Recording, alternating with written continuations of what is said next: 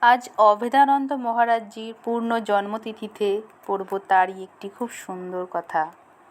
মহারাজজি বলছেন, ঈশ্বরকে যখন জানা যাবে তখন সব কিছুই জানা যাবে।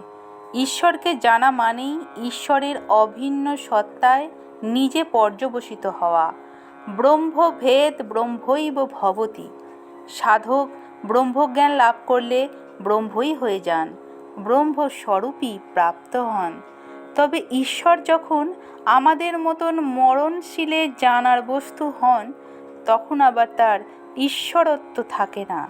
কিন্তু যদি আমরা ঈশ্বরকে জানতে চাই তো আমাদের যথার্থ আত্মস্বরূপকে আগে জানতে হবে। সেই আত্মা অমর, অপার্থিব, অনন্ত এবং চিরদিন এক ও অদ্বিতীয়। সেই আত্মার জন্ম নেই, সুতরাং মৃত্যুও নেই। নমস্কার।